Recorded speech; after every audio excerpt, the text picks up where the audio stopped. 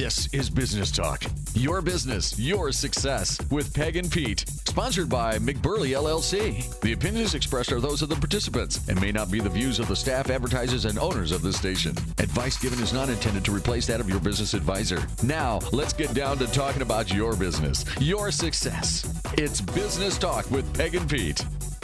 Well, good afternoon. Peg and I are here with you today to talk for an hour about your business. And your success. Yes, very good, Peg. Do you like how I did that? I think that's really tricky. Well, if you just tuned in to us for the first time, I guess, should we tell them who we are and what we do? Why not? Okay, let's do that. We work with businesses around the state and some of them around the country and work with folks that want to grow their business. We also do executive coaching in larger companies. We have 3 executive coaching clients where we're working with managers, in some cases the presidents of organizations within those big companies, to help them grow their firms and to increase profitability, increase sales, and improve the management of the business.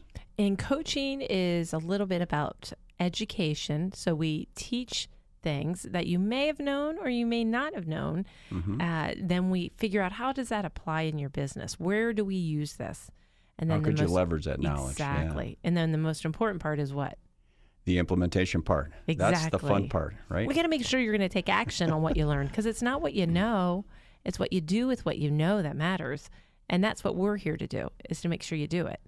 So one of the things that Peg and I were talking about over the last few days is, if you've ever seen a juggling act, if any of you business owners or maybe managers in a big company, you feel like you're juggling and you've got a lot of balls in the air. In a lot of cases. Should I do the clown music? Wait, dun, dun, dun, dun, dun, dun, dun, you're dun. singing now. There we Very go. good. You know, it is the radio. We might get some requests for that There we stuff. go. You know? So one of the books that we really like that applies in this area is something called The E-Myth Revisited. And a gentleman named Michael Gerber wrote this book quite a few years ago. And he talks about, and if you could picture this while you're driving or if you're at home and think about a 3-legged stool, if you have a business, you have to be a good manager. You need to be able to manage various things, and we'll talk about some details of those in a minute. You need to be able to be an entrepreneur. You need to be able to sell. You've got to bring in qualified customers for your product or service into your business and be able to hold on to those folks. And then you also need to be a good technician, the person that delivers the product or service that you started out to provide to the marketplace. You've got to be able to do all 3 of those things at once well. Or you've got to have someone who can do it, parts of those things for you. And one of the things we're going to talk about, and we did get some of your emails, thank you.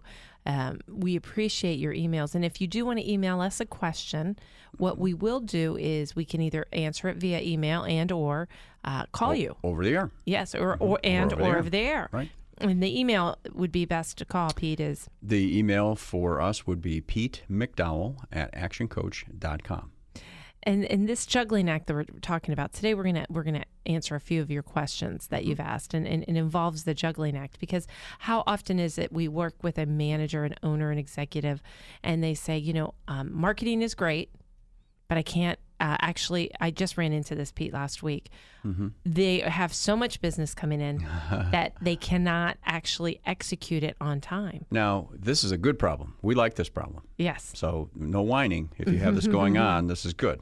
But it's also can be a bad thing if you're not prepared, because if your service and your products isn't going to be consistent, you need to worry about maintaining that customer. So if you think about it, if 10% of the orders or 10% of the processes that, or the things that come through your facility or through your organization, there's errors. Right. If you double the size of your business, you're going to double the size of the problems. The errors. Exactly. And so we need to make sure that we're consistent. In fact, I'm sitting here, Pete, as we're talking about this, and all of my coaching clients, not all, many of the clients that we were meeting with last week, a lot of them had this issue of, I have so much business coming in the door. How do I manage it profitably? And that is another thing, is we just don't want the work done. We need the work done profitably. And are you getting everything you profit? And that was one of our questions today. Yeah, it was about how do I, one of them related to this is how do I spend a lot of time on emergencies. And this is related to the systems thing. If you don't have good systems, or if you have systems that aren't followed through on, or if people don't know what their roles and responsibilities are, you could have times when unplanned events happen. So here's an example. So we have a client. I always like to I like case studies, don't you? Because it's easier to remember. So we have a client right now that is running all around. She's a manager of a department, and she's running all around. And what's happening is as people come in the door, and it's customers, Okay. and they service the public. It's what happens is her people aren't doing what they need to do properly. Okay. So the customer isn't, from the point in which they walk in the door, they're not getting greeted properly. Then her team, in addition to this, behind the scenes, they don't know what they're supposed to do with this customer. And guess what they do? They blame the front desk because they're not handling it right. And they're not taking any responsibility for it. So one structural thing that we usually will recommend in a case like that is to say, do you have job descriptions where clear roles and responsibilities are spelled out for the various parts of the organization? So is that done? Exactly. For your own organization if you're Right. listening. And that's not everything, but it's one thing. And to your systems is it's a part of a system. Right. Everybody understands what is expected out of them. Now, take it a step further. Do the other departments understand your job description? Right. We hear that all the time, don't we? Well, and actually there's another company that's similar to the one you're talking about, and we don't use the company names here. But to protect the innocent or the guilty, for that matter. And these two departments within a larger business, they're having some overlap issues. And part of it is that they do have job descriptions, but they haven't visited those together in quite a while. So we're getting the two departments to meet together periodically to talk about some of the current issues. And they've reached agreement on a couple things that they're changing that they both agree on that'll make their systems work better. Because you can't spell out everything, but you do need to make sure there's good communication between the departments so that things don't get dropped. And if everybody knew everybody else's expectations, then it would be so much clearer what we're supposed to be delivering instead of blaming everyone. So, for example, the one person I said, well, do they know what that person's supposed to do and their responsibilities? Because what will happen is I'll go, oh, Pete, that's your job. Oh, that's your job. That's where you get into that's your job, not my job. Because we're not clear on expectations of each position and what we need to do. So your job description may clearly identify what things you're responsible for as a manager or an employee in a department. And for example, it may describe that you need to communicate with another team member when a certain thing happens.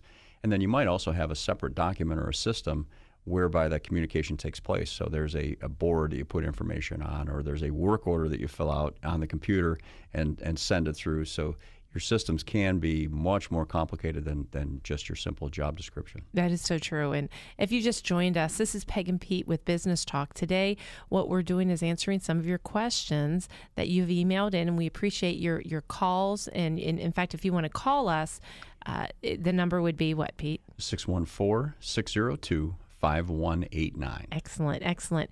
Well, so we're answering questions, and the question on the table right now, I spend a lot of time on emergencies. Yes. And the other thing is that, and this is our manufacturing companies in particular and distribution companies, is that any unplanned event could be a problem for your business. So that really a manager's job is to try to look around and observe how things are working within the business and find areas where unplanned things are happening, because sometimes you can have someone get injured, you could have a quality problem, you could have a service issue or an upset customer if something that is not part of your system happens. And those are the kind of things that we look for to determine whether or not our systems and our training are working right. And one of the examples that I have just from this past week with a company. Oh, I love examples. We've got several departments within this larger organization that need to complete checklists at the end of their shift. It's a 24-hour-a-day operation, and they have various levels of people. Some of them are professionals, and some are more on the technical side. And they all, at the end of their shift, as they approach the end of the shift, they need to complete a checklist. Well, about 3 weeks ago, the owner of the company said, well, nobody does these checklists. You mean they have some and they're not executing on them? They've had them for years. Oh, okay, gotcha. And sure. nobody fills them out, and you wonder why. Okay, so so here, Pete, let's just pause for a second. As you're listening to us, and you say, "Yeah, I have stuff that they don't do, and I don't understand. Why are they not following through on this?" Yeah. So the first thing that we did is, and for those of you that are driving, don't write this down. But if you're at home, one of our key concepts is something called above the line activity. And you need to take ownership for this situation. So if this is the business owner, what the conversation with them was, okay, you've allowed this for 2 to 3 years. This is your problem. It's not necessarily all of your employees because they're meeting your minimum standard because you're allowing it. Whatever So you you get. own it. Yeah, it's whatever you get. You get what allow. you tolerate. Mm-hmm. The next thing is you need to be accountable for the results. So you're accountable for the fact that they're not completing the checklist currently. And the third thing is responsible. You need to be responsible to make some changes to ensure that they actually understand how important these are and that they will fill them out in the future. And then below the line activity would be blaming, where we got some of that is, well, they're not good employees because they don't do it. Mm-hmm. Even though we haven't Right. made them do it for 2 or 3 years. And then giving excuses, well, it's not that big of a deal anyway. But some of these things on these checklists are extremely important with the delivery of their service. If they Right. don't do them correctly, the systems will not work. And then the last thing is denial. It's not a big problem in the first place. Well, you did the checklist for a reason. If there's some things that need to be taken off, take them off. But in general, the things that are on here are really important to the smooth functioning of the business. So let's get above the line and let's take ownership for it and let's change it. And if you are in this position and you say, well, this all sounds great, but I don't have time for this, Peg and Pete. And we get that. We get if you travel a lot. We work with companies where the president is traveling and they maybe are gone a quarter or 3/4 of the time in some These cases. types of things are usually symptoms of things that can go on in a business where your expectations are clear at one point and you've allowed the standards to drop, and then people go to the lowest standard. common denominator and they stay there. And another example with a different company, but same exact thing. It's a sales organization whereby the president has wanted the salespeople to fill out the CRM information as they have their meetings. And there's a couple of the sales guys that are taking care of it really well, and there's a couple that don't do them at all, and there's a few guys in the middle. And what we're working on with him is to get them reacquainted with the system, make sure they know how important it is, and then actually check to make sure they're actually filling it out. And it's got to start with the business owner. He has to make a decision, and we had this conversation.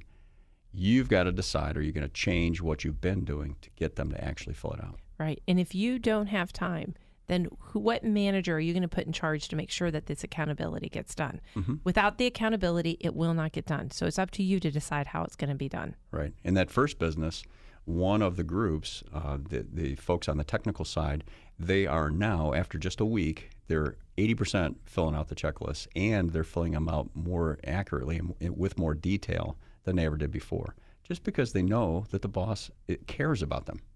Mm-hmm. So most employees, if they really know you care about it, they'll do it. And it's all about clear expectations, communication, and accountability.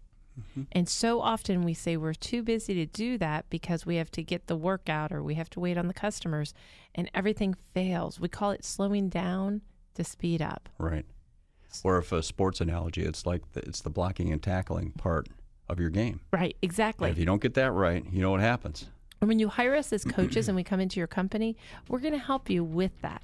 What we'll do is we'll come in and we help you slow down and make you do the things you know you need to do, and maybe have some questions on what the priorities are in order to get them done to see the success. And these are foundational things, right, Peg? Right. It's the things that you know need to be done, and and they keep you up at night, but you know you also have to get the order out.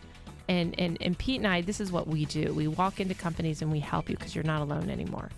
It's all about the team, and it's all about you and helping you. Right. And in the beginning, there may be some time when you have to step back a notch and look at some of the basic systems that, if they were working properly, could really help you, and then select the ones that you think would be the best things to implement first, and get back on track with holding folks accountable to operate those systems the way they were designed. And in some cases, we find systems that have a mistake or two in them, or the technology's changed where you have to update it. Well, great. We'll get that done too. Wonderful.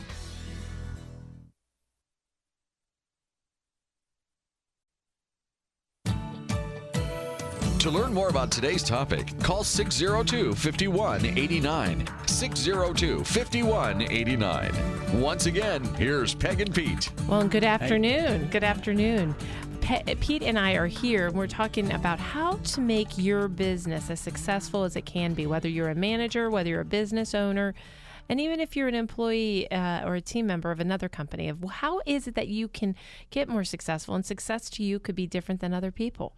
It's what it defines you, and it's all about working on it. And we're going to today, this segment, Getting better. Yes, improving. getting better. Yeah. Exactly. So today I'm going to interview Pete. Pete has been a coach now for 9 years. 9 years, yes. And he has been into hundreds of companies and thousands of, and touched thousands of people in different teams with all these companies and helped them. Yeah. So what I'm going to do is as you as a listener, I want you to sit back and enjoy a story. I love stories, Pete. And I want to ask you a story, and I'm going to ask you some questions. Sure. In the 9 years that you have been a coach, give me one, and of course we'll leave out the names. Give me one case study that you could really talk about where people could learn from, and give us a situation. Let's start with the situation. When you walked in the door, what was the situation? Well, Or let's the start with challenge, start with a manufacturing company that you and I have worked with for several years. And several years back, the owner of the company had some personal issues and was a bit distracted with the company for a couple of years. Sure. And then, of course, in 2008, 2009, the economy it was bad. poor for a while. Oh, yeah. And people delayed purchasing some of the equipment that this gentleman had sold and manufactured and sold in his company. And so those two things together created a situation where they're putting money into the company rather than taking pay out. So just to recap, they're not making any Cash money. flow problem. Cash Big flow time. issue, huge. And Right. with that creates a whole load of other issues because probably employees haven't had raises.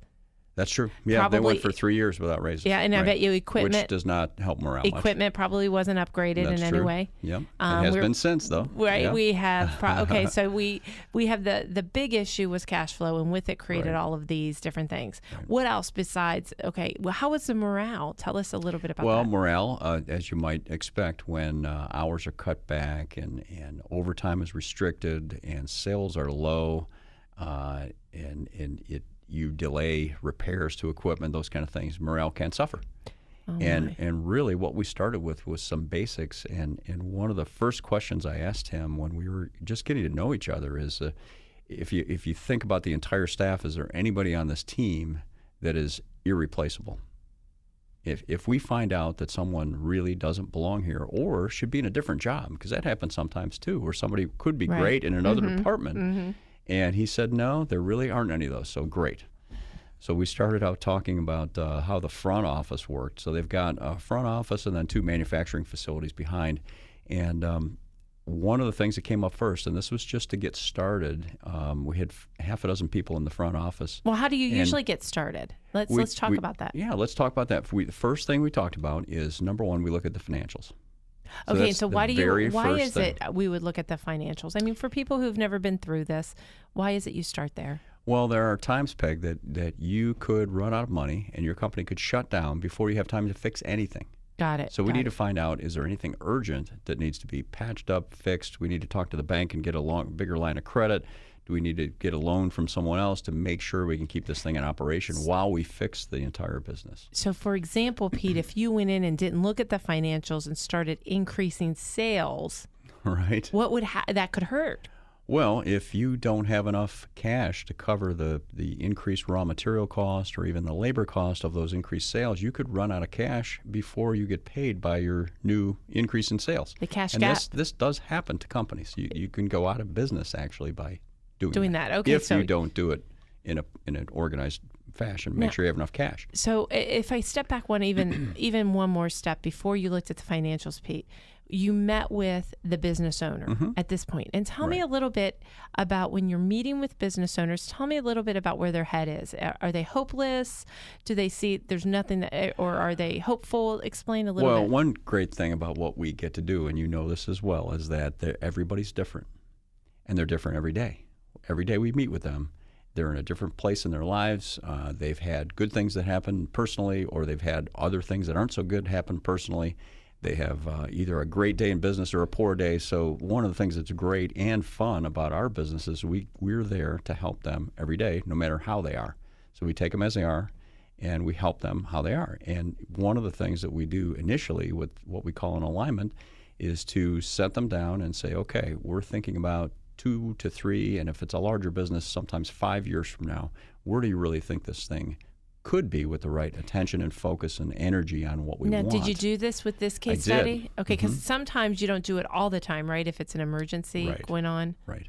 But we did do that and just focused Okay. on, and basically what he really wanted to do is get back to where he was 3 or 4 years ago in, say, 2006, 2005.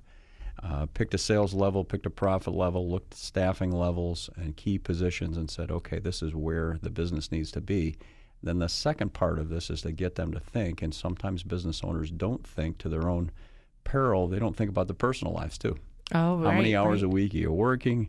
Where do you spend the bulk of your time, and do you enjoy the things that you're working on, or are there some things that you really don't enjoy that you could delegate to someone else? So we help them to get a picture of what they're going to be doing and what the business looks like in that longer time period. Now, in this case study, when you sat down to do, you called the alignment, had he ever really taken the time to do this? No. He hadn't. Now, how long was he in business for? 25 years before this. And his business was profitable. Then it went and had a hiccup for 5 years. Thereabouts. They're Yeah. about 5 years, and now all of a sudden you're coming in doing this where you want to be. And he was like, holy cow, I've never thought of this. Right. Okay. So that the whole purpose of that is if, and there's been some stories in the paper in the last week or so about mountain climbers. So think about climbing Mount Everest. You've got a lot of things between you and the peak if you're at base camp, right? Right. You've got right. many days. You've got several peaks. You've got all kinds of obstacles in your way. And what we want to do is get a clear picture of where that peak is. Perfect. Now, if you've just tuned in, I'm Peg, and this Yes, is Pete. you are. And I am interviewing Pete here, and he's telling us a case study of business talk and how he walks into companies and what is it he does and what does he run into in order to make this company successful. Pete's been a coach for 9 years. I've been doing this 8 years, so you've got 1 year on me, Pete. I don't think I can catch up. And so it's just- Percentage-wise, you're catching up all the time. Percentage-wise, thank you for that. So we're going through a case study now of a company. It was a manufacturer who was losing money and had a lot of up potential from what I hear. Absolutely. And Right. so you created an alignment, just to recap. Right. And then an alignment was somewhere where you make sure of where we're going. Clear long-term goals. Okay. Yep. In terms of both personally and business-wise. And then so what- yeah. business-wise, profitability, sales levels, margins, types of business, markets that will serve, those kind of things. Those are the types of things that we get into. And then based on that, figuring out, do I have the staff that I need to support that? And who do I need to develop to grow into the positions that we need? And we may need to hire some folks from outside as well. Wow. Okay. So you're putting this together. It appears like it's a plan, that it's creating a plan at that It is, same and time. it's really, and you know this too, Peg, is it's their plan, not ours. Our job is to ask the right questions to get them to think about the things that could happen. And then once we have the plan, then we go back and create goals. And then Okay, from gotcha. that, we coach. And a lot of times it appears when you ask them the questions, they've known this answer for a while. They just haven't done it. Right. Okay, gotcha. The trick is, and we know with our own business, is sometimes you get so busy doing that you don't think about the long term. And what we really want is you to have a vision of long-term Got it. vision, Sure. and then create some goals, and then from that create a plan. So you walk in, and we'll call him Billy. I like Billy. I like the name Billy. So Yeah, Billy. I don't know any Billies right now. Yeah. But, So we walk in, and we're working with Billy. yep. And you're doing the plan, and then you now we're back to the financials. You want to look at the financials. What are Right. you looking for in the financials? Well, what we want to know is whether or not you're growing, whether or not you're profitable, what some of your ratios are, some of your key ratios. We take a look at where inventory is and see if there's uncollected cash.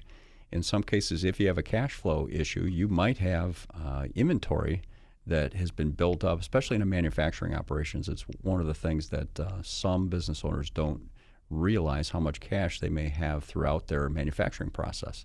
If it's raw material sitting at the front end, or if it's intermediate material on each step of the process, you could have millions of dollars sitting there that if you could operate it at a lower level, you could put that cash in your pocket. So one of the things, the challenges with this company, this case study that we're reviewing with you on the air, is Pete walks in and they have a cash flow issue, and there's some concern about being able to keep it open.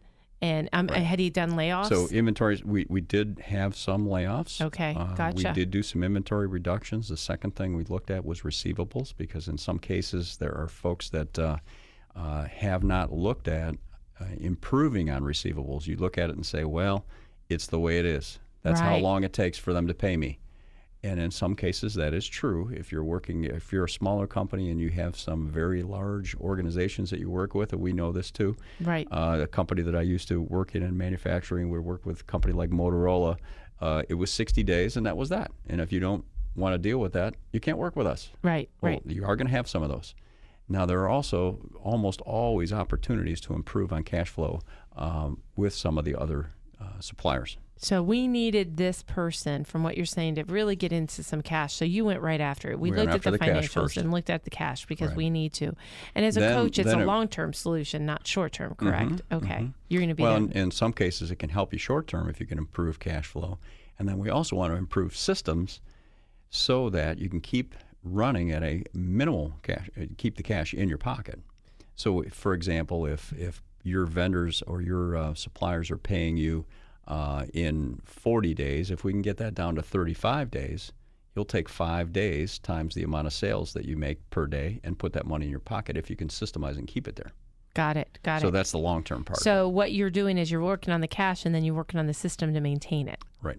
Got it. Okay, so you did this And we with usually, Billy. we generally, if we have someone that's actually losing money at the point, we want to work on those things first before you go out on working on sales, because we want to find out the cash position of the company first. Gotcha.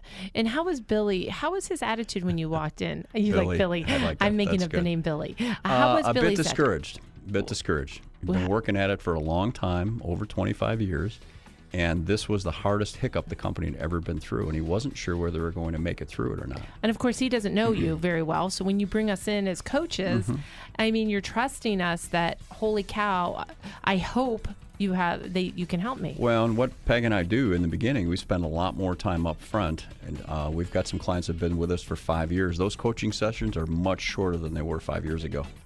And there are times when we go up and spend an entire day working with someone and their firm to really understand what's going on out in the field rather than just opinions. So we want to see some of these things ourselves. So what we'll do when we return is the Billy, the fictitious name we came up with, this case study, Pete, I'm going to dive in and see what else you did to help turn around that company. That sounds great, Peggy. Okay, we'll do that when we return then.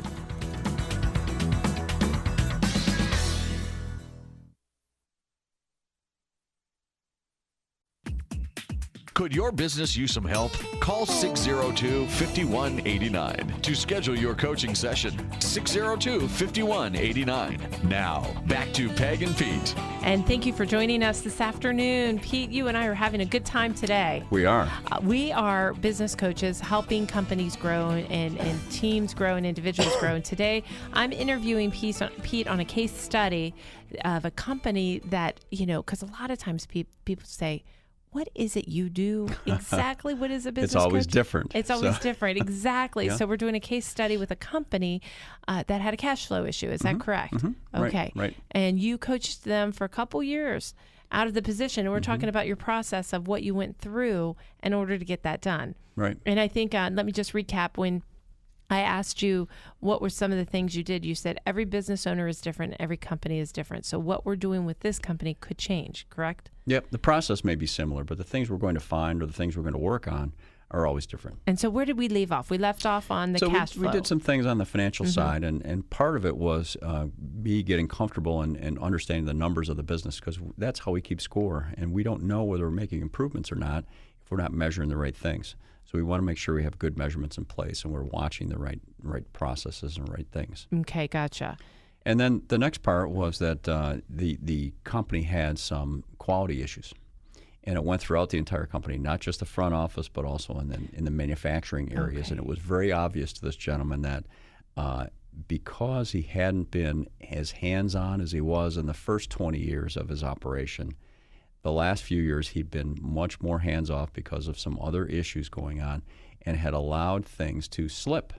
And the managers weren't holding folks accountable, supervisors, and he wasn't holding his supervisors accountable to make sure things. And what impact was that having on the company? Well, the for quality example, issue? a customer may come in with a request to get something done by a certain date or to get something manufactured in a certain way, and they would get it late and they would get it wrong. Oh, and sometimes my. both. And would they lose the customer because of that? Sometimes, yep. Oh, and my. in a lot of cases, people are upset. So they had a lot of customer complaints. So if you have a Right. lot of customer complaints, And you got there to are look other back. manufacturers that make what they make so they can go to other places. So you can lose people, Okay. and sometimes permanently. So you say, okay, we got to tackle this because it's affecting our customer base, and then they probably didn't pay what they're supposed to because they're angry, and it delays. And think of all the wasted time that is associated with that. And those of you that have been through it, you know that if you get an irate customer on the phone, you've got to do whatever you have to help them get over that and to support them. And sometimes you spend a tremendous amount of time and effort fixing something that if it had been done right in the first place, you wouldn't have to do it at all. Wow. So what did you do? So how did you fix this problem? Well, we started talking about the overall picture, and what was clear to me is that folks hadn't been held accountable anywhere in the business for a period of time. Say Did they know- three or so years. Did they know the expectations, Pete, of what quality was? In some cases, yeah, Okay. in some cases, and one quick example is the very first thing he mentioned is, well, I've got half a dozen people in the front office here, and a couple of them come in late every day. So I Oh. said, well, okay. And he said, well, what effect does that have? Well, it causes customer issues because if the phone starts ringing or they had counter sales as well, people would come in, they wouldn't get waited on, or the phone wouldn't get answered on time because we've got some people that are coming in late. And some of these were very good performing employees. However, with them coming in late, it rippled through the organization, and it's an indication that other people might not follow procedures. So we have Billy here as our fictitious name we've come up with for this case study. So Billy, you said, was allowing these people to come in late. Right. Okay. And so what did you do? Well, I talked through with him, do you want to change this? And I said, this does apply to other parts of the organization. And he agreed, and that if we don't hold people accountable in one area, then you probably won't hold them accountable in other areas. So the way you do anything's the way you do everything. Just I like gotcha. that, right? Okay. That's right. And so so- we started with just the front office and had meetings with a couple of people that were not coming in on time. And really, once we made it, and actually sat in on the first meeting with him because he hadn't done this in quite a long time. And sometimes that might be fearful. Was he fearful It of it? might be. Well, sometimes you fear the outcome of what that person's reaction will be. And you have a great employee that is 85% great employee, and 15% there's a couple of habits that they have that aren't serving them or the company. And sometimes we delay having talks with folks, and that 15% will grow over time. I gotcha. And those of you that are gotcha. listening, you know you've probably been there because I've been there. And there's a great book. There's a great resource for those conversations that Oh. might be challenging. Yeah, I've wouldn't you got say? it here. Yeah, this book, we use this a lot. This is called Crucial Conversations. And Carrie Patterson is one of the authors. And you can get this online. It's also an audiobook, and we use this constantly. It's just a tool that you can use to prepare yourself for a conversation with an employee where you want the employee to understand that they're cared for and that you're not destroying the relationship. You want to improve the relationship, and you want to help them by getting them to improve in one particular area or maybe two. Wonderful. Okay. And it so could be a conversation with your teenager or your spouse as well. So these That's these true. skills Isn't are that true? are handy. I was with a business owner this morning, and they're going through their review process. And she's reading this book right now, this manager. Oh, no kidding. And I'm going to sit in on her reviews with all her employees because she's a little unsteady on holding reviews, hasn't done a lot of this, and she's unsure how to do some of the more difficult ones. So she's read the book. We're going to role play some of these difficult conversations before we actually have the review, and then I'm going to sit through them with her and help her. Wonderful, wonderful. And this is what you did for Billy, our Yes. fictitious. Okay, Oh, not Billy. fictitious. It's a fictitious name, not a fictitious company. Not and at so, all. so here you said, okay, Billy, quality is an issue. And if you just joined us, Pete and I are talking about a case study. I'm interviewing Pete on how is it when you walk into a company that you turn it around and get them to where they want to be. Well, you look at what's going on in the organization and make a survey of where you think the opportunities for improvement are.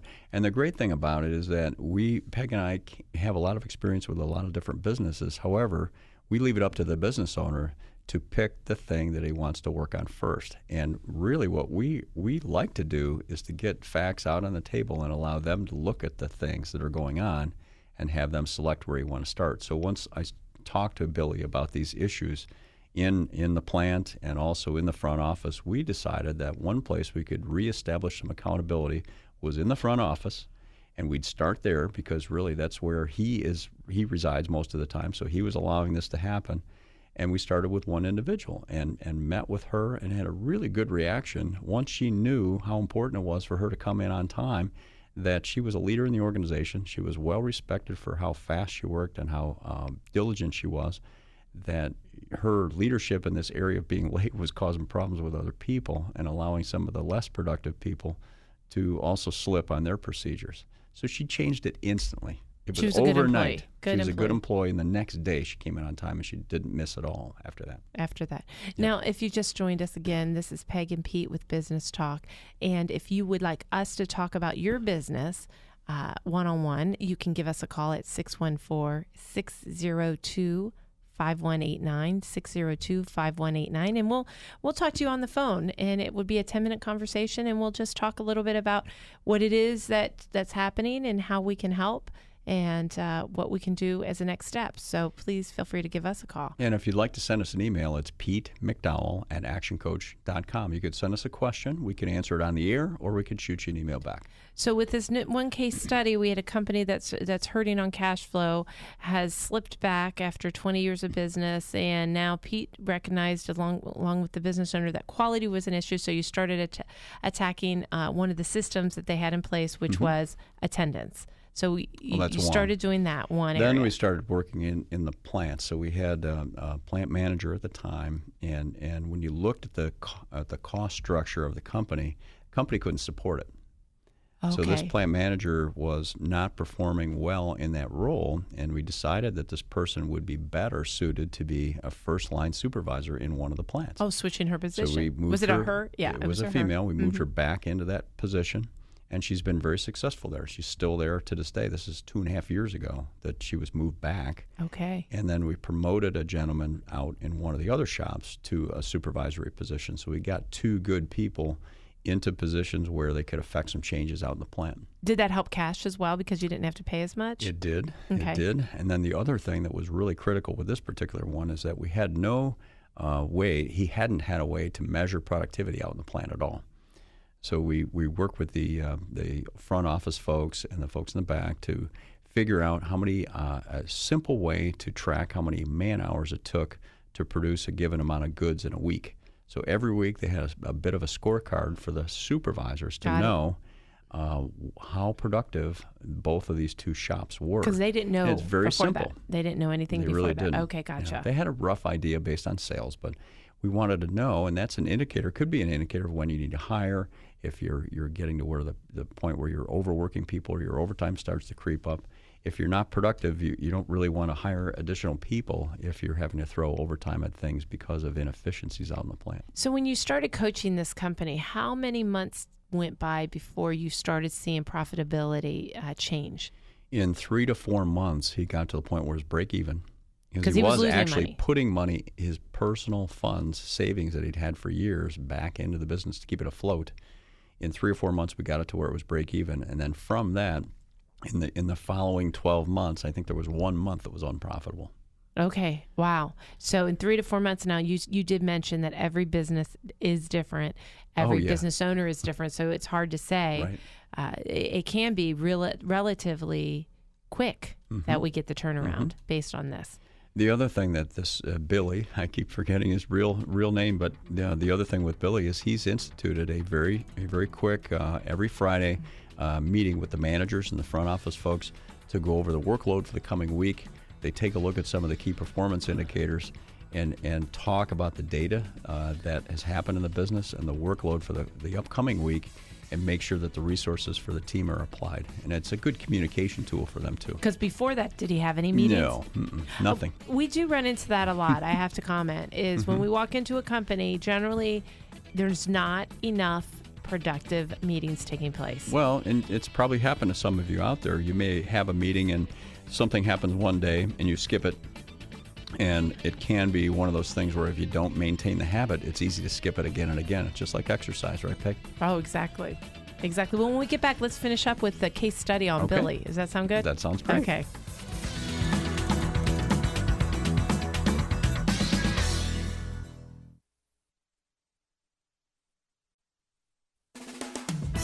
To learn more about today's topic, call 602-5189. 602-5189.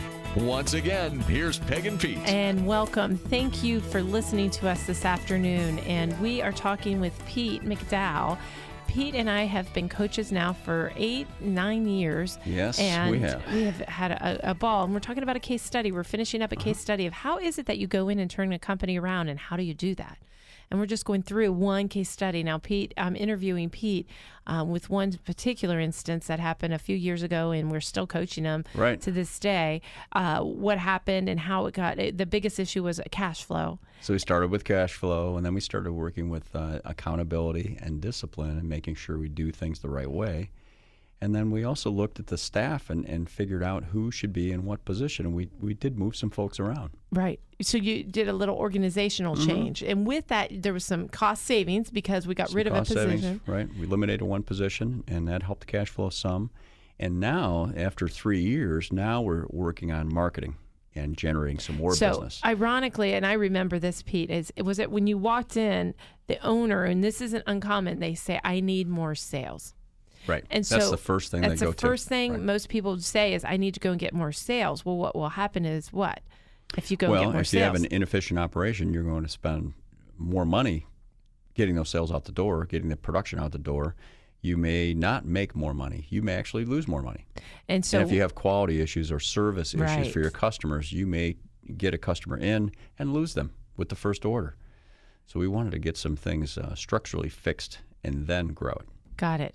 And so you went in, and a lot of times it's about the owner, you said, making That's sure where that it they starts. execute. Yep. Or the manager, if you're a manager, it's making sure that you do all of these things. And now it's a more fun part of the work is that we've given out raises to quite a few people. They've gotten some substantial increases now. The raise freeze is over. And some of the managers have gotten pay increases, which has been really fun to have them be able to do that. And the one gentleman that's managing part of the plant is interested in equity in the business in the long term, because the gentleman will retire in the next 10 years or so. And that could be his succession plan, could which be. is the next thing. Right. Okay, so He you took hadn't the had that company. before. That's good. I was going to ask you the results. So in the end, the results, when it was all said and done, and I know it's an evolution overall, what were some of the results that Billy, that's our fictitious name we were coming up with, but it is not a fictitious company. What were some of the results Billy had? So return to profitability. And in fact, about a year and a half ago, we talked about the potential of selling the company, and he thought about it for a few weeks and decided that, you know what, I like it. I don't have a lot of hobbies outside of this, and it's making money, and I want to keep running it for a while, which I think is fun. I It's have great. to tell you, when we are brought in as coaches, often it's, I'm going to sell this company and I want to get it ready to be sold. I've got 2-3 years to get it in shape. We had another company, we just had that, we got it ready to sell. They went to, through the business broker to get it appraised, evaluation. And he said, I'm making a lot of money now. I don't think I'm going to do it because I'm not working that hard. I'm starting to like this again. Yeah, it's starting to like it again. It's not uncommon when we walk into a company and you think, I'm done with it, that once we turn it around, you're not done with it anymore. It's really interesting how that works. And so this happened with Billy. Yeah. Okay. And the marketing is starting to kick in, so we're growing in different parts of the business, and we're getting some traction in other segments that he hadn't had before. Okay. And going to some trade shows that he hadn't done in the past, and so we're now in the growth mode. Okay, because before it was in, I want to make Survival mode. survival, cash flow, Right. increase Stop the my bleeding. profitability, stop the bleeding, then increase my profitability. Now it's all about getting to the next level of growth Right. by top line sales. And the other thing just to mention is that there were, I would say, 15% of the employees within the company left the company. I was going to ask you that. Okay. Some people had been in situations where they've been allowed to do things long enough to where they didn't want to change.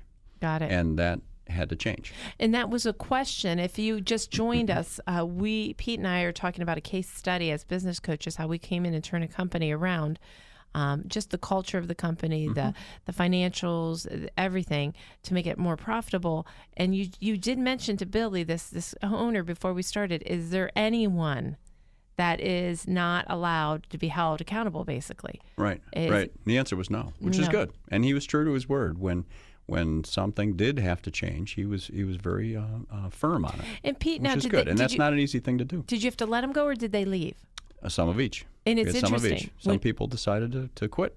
Because when you do a culture shift and a culture change, some people aren't fitting. Right. Some people will fit with your new culture and some won't. And then if you have a good, clear picture of the type of culture that you want or you maintain it, it's easier to hire for folks that fit. Sure. And so what happens is there's a book called Tribal Leadership. It's wonderful. And it talks about what you just said. It talks about like what happens is in our companies is we create tribes. And if the tribe is at a certain level and a person comes in at a different level, they won't accept it. The tribe doesn't accept it. And the person doesn't accept the tribe. And that's why cultures are so important in companies, because it allows what's accepted and what isn't. And so it appears that what you did is you upgraded the culture, and some of the tribe members weren't accepted, nor did they want to accept it. Right. And then you got rid of those, and those are the people that probably should have gone anyway. So you did a slight turnaround in staff, not dramatic. Not dramatic, and the key managers, the two folks that run the production units and the owner, are communicating much better, and they're on the same page. The three of them, probably that communication is probably the single most important thing that we did. Okay. Once we got the financial stabilized. Okay, so Pete, I'm a listener. I'm a business owner. I'm a manager. I'm listening to you and Peg, and I'm saying, oh my gosh, we need this. What would be the steps that a business owner or manager listening to us today, what would be the steps? What would be some of the steps you'd recommend? Well, you could email us at PeteMcDowell@actioncoach.com and what would you ask us some questions. Okay. And one of the things I'd ask is, do you have a good long-term vision of where you want this company to be and what you want your personal life as a result of the company's growth or those kind of things, the success of the company? What does your personal life look like based on what happens in the company? And get some clarity on that. Then take a look at, well, where do I need this to be would be in the that email? next year? Oh, no. Just, I mean. So they would email us, and you don't have to put that all in the email. No. You just ask for help. Okay. You would ask for help, and we could talk. Okay, or you could call on the phone. So they would do that. Now, do they set up an appointment? Well, what Peg and I like to do is talk over the phone for a bit and see whether an appointment would be appropriate, because it may not be. So that conversation that you were just talking about would be possibly over the phone? Yes. Got it. Yep. Maybe we talk for 10, 15, 20 minutes and find out whether or not coaching is right for you, and it may not be. And there's no charge for that, right? There's no charge for that, no. Now, will you go out to a business and do an evaluation? Absolutely, yes. And will you charge for that? No. What we like to do is take our time up front and determine whether or not you're willing to learn and willing to change, and you'll do what you say you're going to do, and that if you would like to have some help. And think about, I have 3 kids, and Peg has 2 kids. We've had them in sports programs where they didn't enjoy the sport.